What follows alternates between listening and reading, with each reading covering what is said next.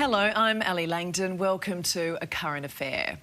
It's like peeling an onion. For families in this unit block, the more they look, the more problems they find. The repair bill is likely to bankrupt them. And the worst of it, they say council knew it was faulty from the start, but still okayed it. We're told apartment living is the future, but who'd take the risk? There are holes in the foundations behind block walls.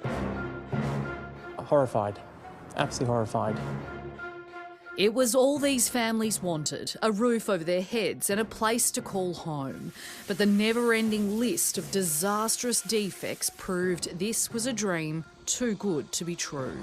We started to hear stories about flooding in the basement. There's not one aspect of this building that doesn't have a defect in it.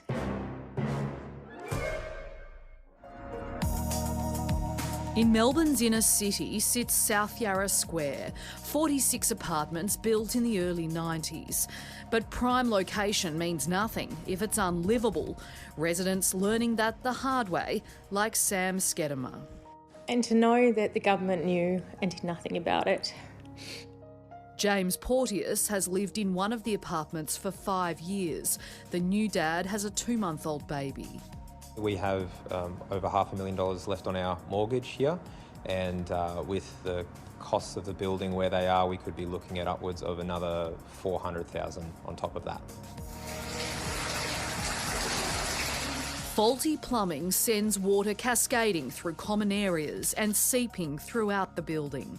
There's a leaking sewerage pipe, water damage to ceilings and a burst copper mains pipe.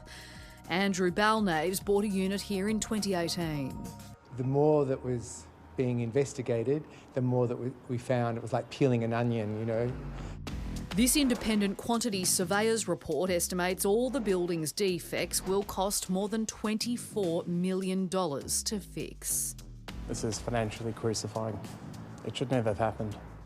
Like others here, Justin Drerup and his partner are paying the mortgage, body corporate fees, as well as their portion of the repair bill.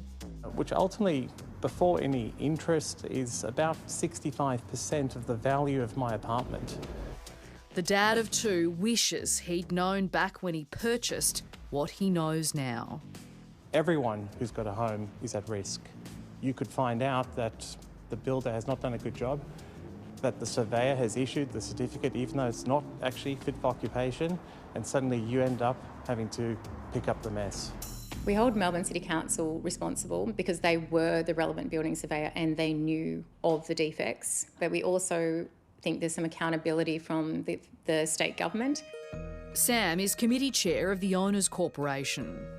This building was built in breach of the height restrictions at the time, and Melbourne City Council applied to the government for them to basically slip it through. DGB Developments, which stopped trading in 2014, was the builder developer. But construction was underway at a time when local councils certified residential development. There's evidence, and our investigation has shown that 90% of them weren't rectified, yet the building still got signed off. We've already spent about $2.5 million just on immediate make-safes and structural works in the basement. This was found to be not suitable and unsafe. This is just polystyrene. So you've had to pay to get this put in? Yes. We're having to not only balance doing the works effectively and getting them done, but also what we can actually afford to do. Trying to keep costs down, the residents held working bees, fixing what they could themselves. One of the biggest issues is the use of flammable and toxic polystyrene foam throughout the building. Residents say it's in ceiling spaces and balustrades. Awful, dirty, dangerous job. You know, we're cutting with hot knives. And as we were doing this, we're cutting through the styrofoam and finding there were electrical cables running through it, which shouldn't have been there.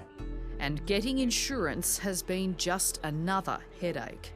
The insurer asked us to remove the polystyrene to a particular percentage, which we've done in the common areas outside. Just in order to get your insurance? Just to get our insurance in place. And no doubt your premiums are obviously going up because of that. Of course, we know that. Among the myriad of problems, Shweta Mahayan's apartment has ventilation issues. So the range hood in the kitchen isn't connected to the vent? No. So what happens when you cook? It smells in the whole house. And then I open the front door and this door for it to vent out. Are other residents in the same boat? Everyone has the same issue. The mess has made its way to state parliament, but any future reform is unlikely to help. This is one of the biggest legal hurdles we've had to get over, is this 10-year statute of limitations. So once your occupancy permit has been issued, your rights are tied to that date. And you've got 10 years from that date to discover all your defects and bring an action against the builder, the surveyor, the developer who might be responsible. So what should have happened? They should have stopped the build. They should have stopped the developer from progressing. Defects in apartments are reaching a critical level and we need to take action. Samantha Rees from the Australian Apartment Advocacy. At the end of the day, you get more protection from buying a toaster at Kmart than you do one of the most expensive purchases in your life. Do I think the government should provide some kind of support? Absolutely. Will they do it? That's the question we have to wait to hear. A City of Melbourne spokesperson said council is aware of the issues raised, however is unable to provide further comment while the matter is subject to ongoing legal proceedings. So where does this leave families? We probably going to end up homeless because we won't be able to come up with that money. So my family's in a very dire situation. There's a lot of people that are going to be basically bankrupted. The only thing holding them together is the community they've created. I don't think we would get through if we weren't so strong. Like, the bonds are just really strong. So, yeah, it's worth fighting for. So wrong, isn't it? And the state government says it established the Building and Plumbing Commission, so there are consequences for doing the wrong thing. The residents approached it and were told, we can't help you. So much for that.